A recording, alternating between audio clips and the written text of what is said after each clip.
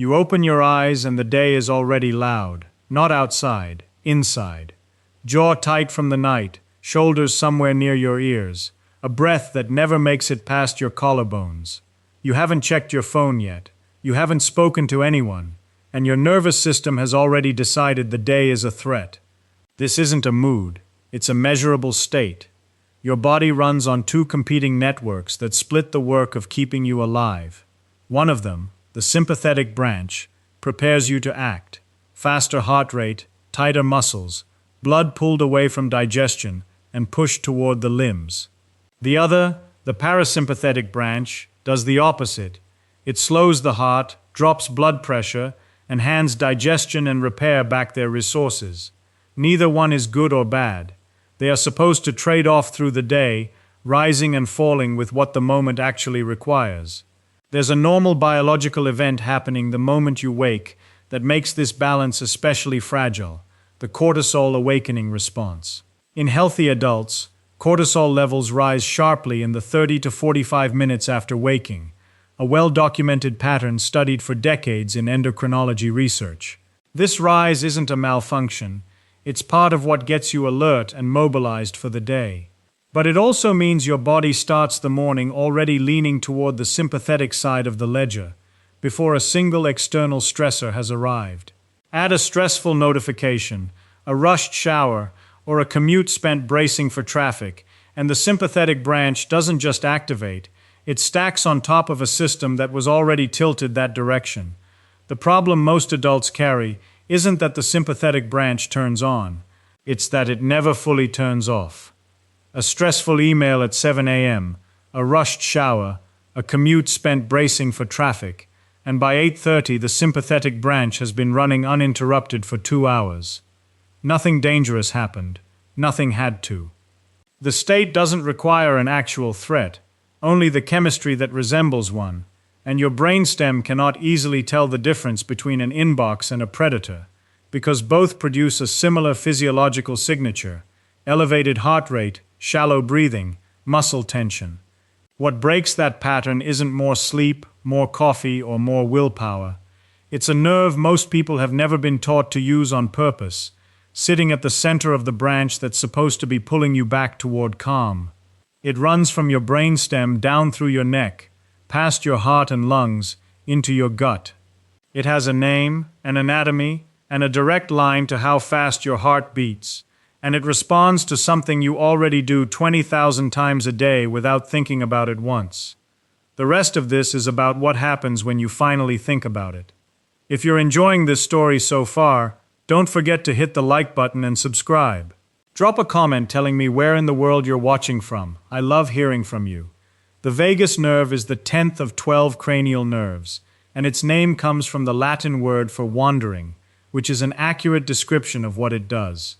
Most cranial nerves stay close to the head and face. The vagus leaves the skull, travels down through the neck, brushes past the larynx, runs alongside the heart and lungs, crosses the diaphragm, and continues into the stomach, liver, pancreas, and intestines. No other cranial nerve reaches nearly that far.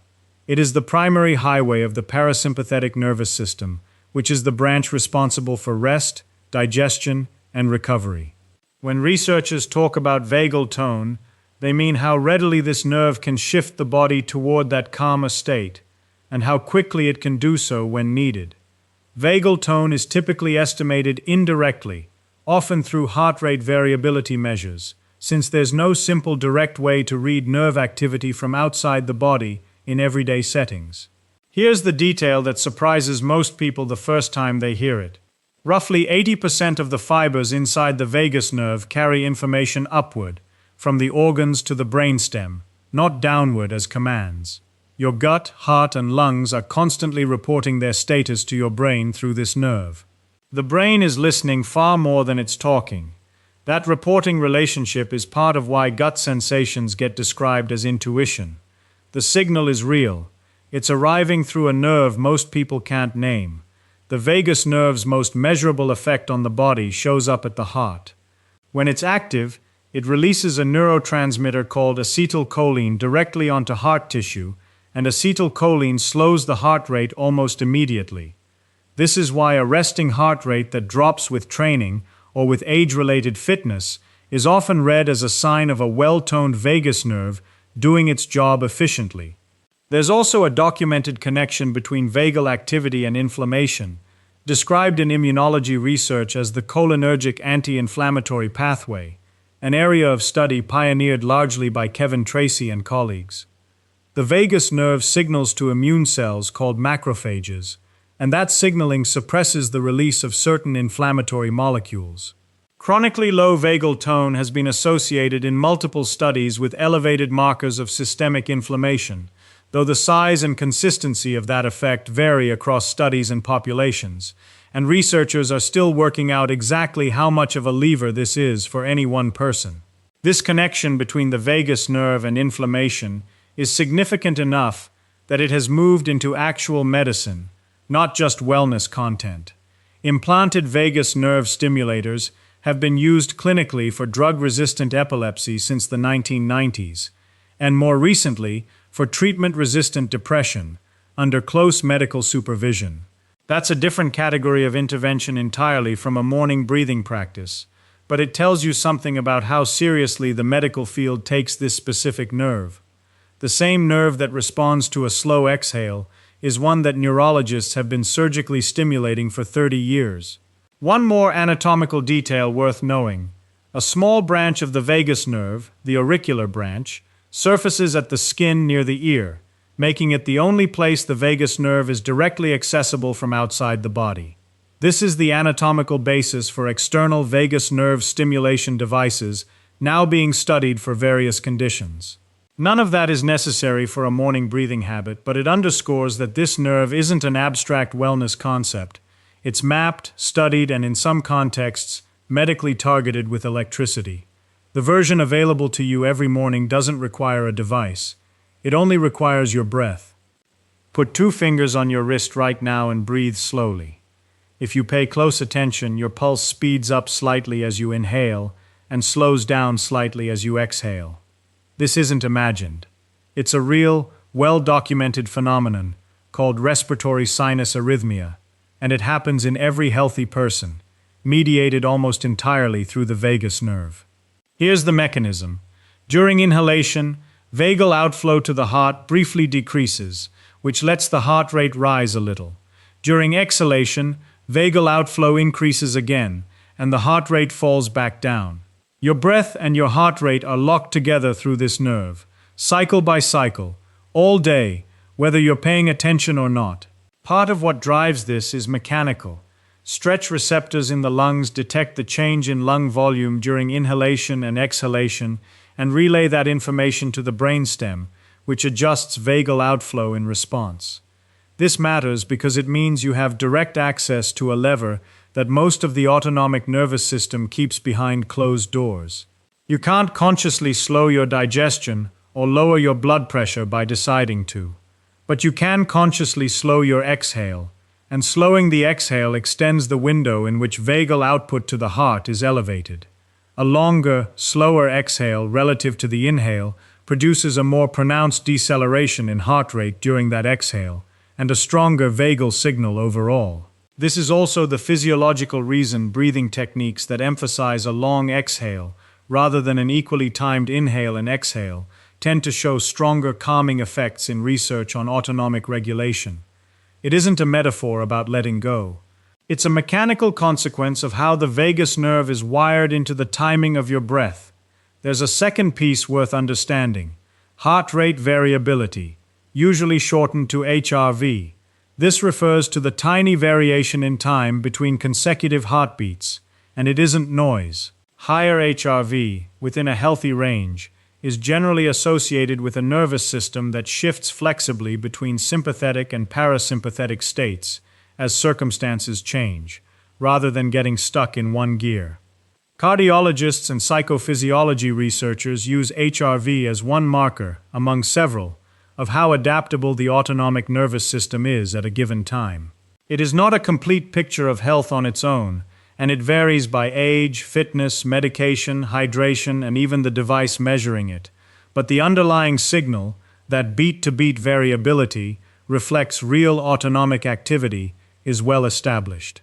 HRV biofeedback, where a person watches a real-time readout of their own heart rate pattern while practicing paced breathing, has been studied clinically for conditions ranging from anxiety to asthma, with a research base going back more than 2 decades. It's worth being cautious about overstating what any single HRV number means for an individual on a given morning. Short-term HRV readings are sensitive to sleep quality, alcohol, illness, and even posture. The value of understanding HRV here isn't to fixate on a number from a wearable device.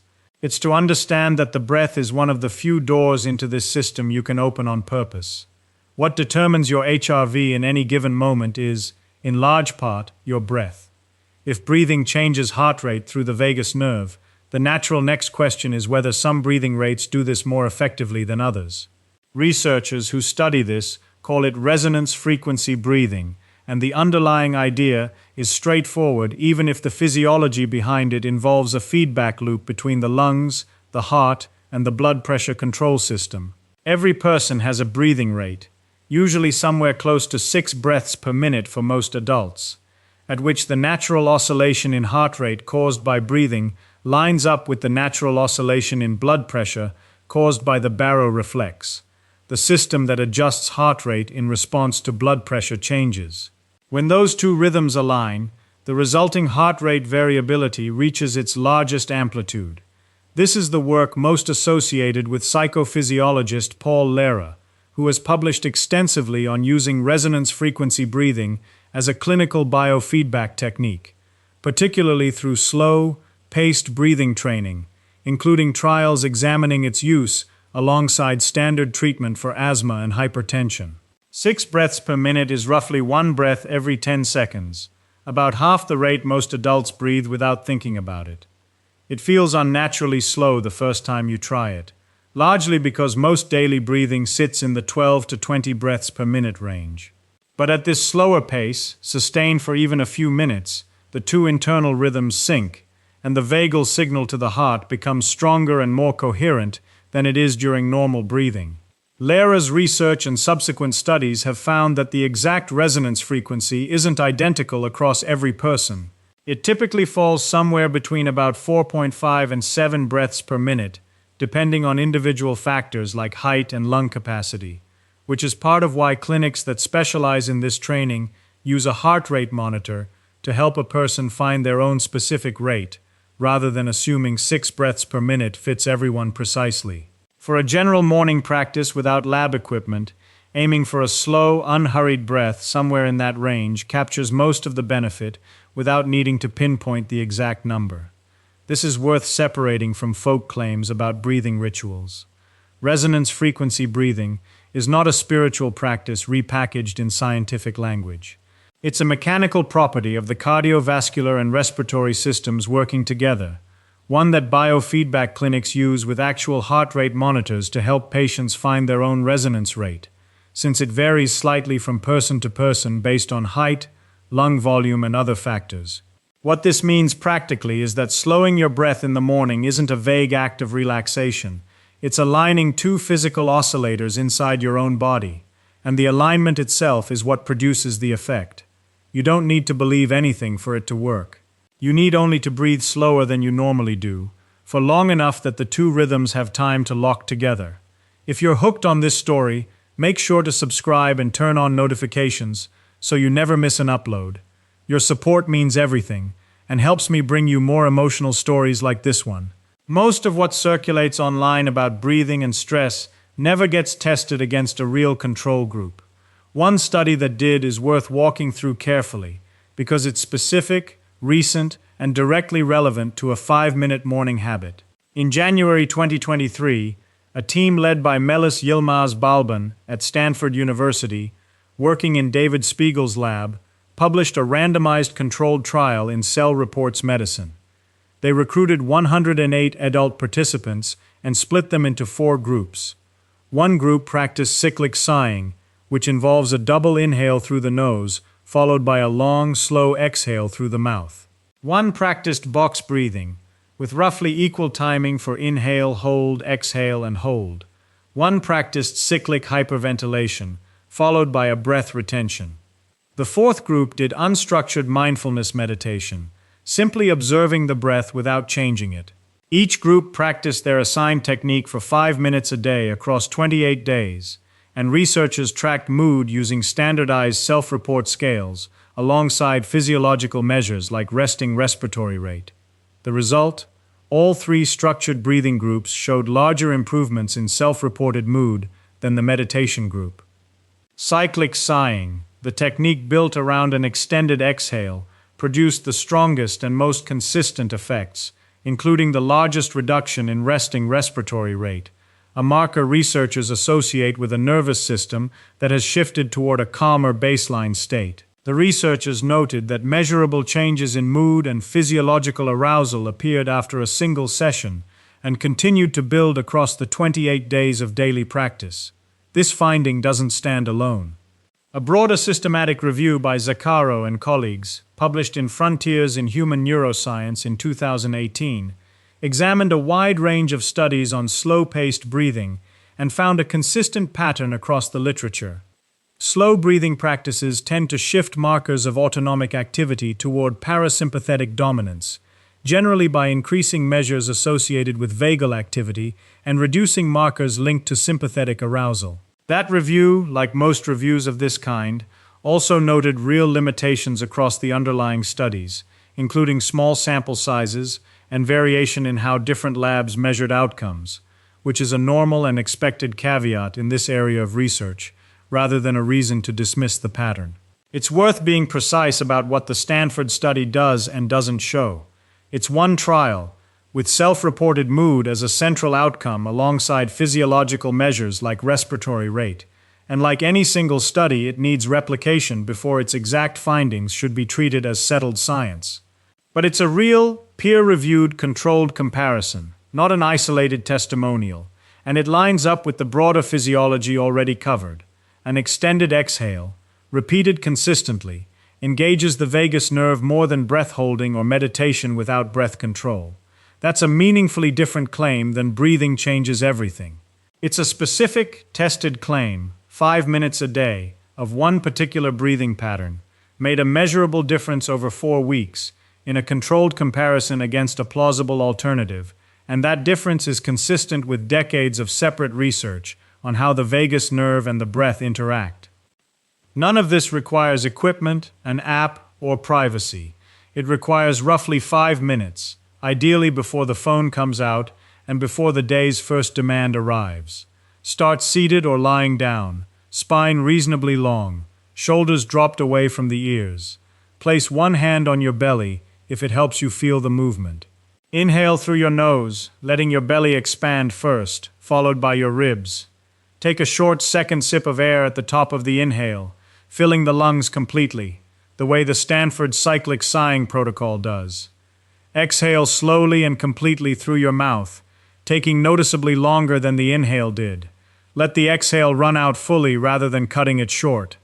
Repeat this pattern for 5 minutes. If counting helps, aim for an exhale roughly twice the length of the inhale, though the exact ratio matters less than making the exhale the longer, more deliberate half of the breath.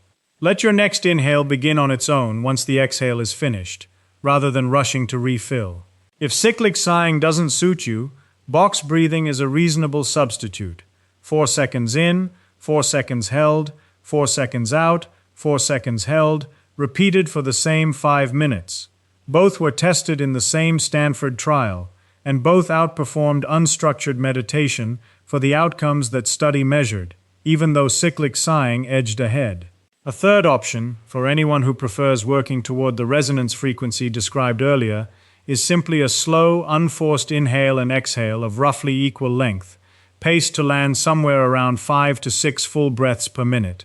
A few practical notes worth including honestly rather than glossing over. Cyclic hyperventilation with breath retention, the fourth technique tested in the Stanford study, showed benefits too, but breath-holding practices carry more risk of lightheadedness and aren't appropriate for people with certain cardiovascular or respiratory conditions, or for anyone practicing while driving or standing somewhere a fall would be dangerous. Sitting or lying down for any of these practices is the safer default. If you feel dizzy at any point during any of these techniques, return to your normal breathing rate. What you should expect, based on what the research actually shows, is modest and specific. A measurable drop in respiratory rate, a shift toward feeling calmer and more settled, and over repeated mornings, a plausible cumulative effect on how your nervous system carries itself through the rest of the day. It is not a cure for anxiety, a treatment for a diagnosed condition, or a substitute for professional care if you're dealing with a clinical level of distress. It's a low-cost, well-supported adjustment to how you start the day, nothing more dramatic than that, and nothing less useful either. The reason this works better in the morning than at a random point in the afternoon isn't mystical. It's about what you're setting the trajectory for. The autonomic nervous system doesn't reset itself to neutral between moments. Each state tends to carry some momentum into the next one. A sympathetic dominant waking state, arriving on top of the natural cortisol awakening response already described, tends to compound as the day's actual stressors arrive on top of it. A 5-minute period of extended exhale breathing, done before that compounding starts, gives the parasympathetic branch a head start it wouldn't otherwise get. This also explains why the effect is cumulative rather than a one-time fix. Vagal tone, like most physiological traits shaped by repeated input, responds to consistency more than intensity. The 28-day trial didn't test a single session in isolation. It tested a daily habit sustained across a month, and the improvements built over that period, rather than appearing all at once and plateauing. This pattern, where a physiological system adapts gradually to a repeated, moderate input rather than a single large one, is consistent with how most forms of physiological training work, whether that's cardiovascular fitness, strength, or autonomic regulation. There's also a reasonable, if less directly tested, connection to sleep. A nervous system that spends less of the day locked in sympathetic dominance has less accumulated arousal to unwind by bedtime, and a number of separate studies on slow breathing and relaxation techniques have found improvements in measures related to sleep onset and quality. This is a plausible downstream effect rather than something the Stanford trial itself measured directly, and it's worth flagging as a reasonable inference rather than an established fact from that specific study. None of this requires believing in an invisible energy system or a hidden switch inside your body. It requires understanding one real nerve, one real reflex tying your breath to your heart rate, and one real study that tested a specific technique against a reasonable alternative and found a difference. The lever was always there, wired into a breath you take without thinking roughly 20,000 times a day. The only change is deciding for 5 minutes each morning to take it on purpose. Thank you so much for watching until the end. If you loved this story, check out the other videos on your screen now. I think you'll really enjoy them. And don't forget to subscribe if you haven't already. See you in the next story. What you should expect, based on what the research actually shows, is modest and specific. A measurable drop in respiratory rate, a shift toward feeling calmer and more settled, and over repeated mornings, a plausible cumulative effect on how your nervous system carries itself through the rest of the day. It is not a cure for anxiety, a treatment for a diagnosed condition, or a substitute for professional care if you're dealing with a clinical level of distress. It's a low-cost, well-supported adjustment to how you start the day, nothing more dramatic than that, and nothing less useful either. The reason this works better in the morning than at a random point in the afternoon isn't mystical. It's about what you're setting the trajectory for. The autonomic nervous system doesn't reset itself to neutral between moments. Each state tends to carry some momentum into the next one. A sympathetic dominant waking state, arriving on top of the natural cortisol awakening response already described, tends to compound as the day's actual stressors arrive on top of it. A 5-minute period of extended exhale breathing, done before that compounding starts, gives the parasympathetic branch a head start it wouldn't otherwise get. This also explains why the effect is cumulative rather than a one-time fix. Vagal tone, like most physiological traits shaped by repeated input, responds to consistency more than intensity. The 28-day trial didn't test a single session in isolation. It tested a daily habit sustained across a month, and the improvements built over that period, rather than appearing all at once and plateauing. This pattern, where a physiological system adapts gradually to a repeated moderate input rather than a single large one, is consistent with how most forms of physiological training work, whether that's cardiovascular fitness, strength, or autonomic regulation. There's also a reasonable, if less directly tested, connection to sleep. A nervous system that spends less of the day locked in sympathetic dominance has less accumulated arousal to unwind by bedtime, and a number of separate studies on slow breathing and relaxation techniques have found improvements in measures related to sleep onset and quality. This is a plausible downstream effect rather than something the Stanford trial itself measured directly, and it's worth flagging as a reasonable inference rather than an established fact from that specific study. None of this requires believing in an invisible energy system or a hidden switch inside your body. It requires understanding one real nerve, one real reflex tying your breath to your heart rate, and one real study that tested a specific technique against a reasonable alternative and found a difference. The lever was always there, wired into a breath you take without thinking roughly 20,000 times a day. The only change is deciding for 5 minutes each morning to take it on purpose. Thank you so much for watching until the end. If you loved this story, check out the other videos on your screen now. I think you'll really enjoy them. And don't forget to subscribe if you haven't already. See you in the next story.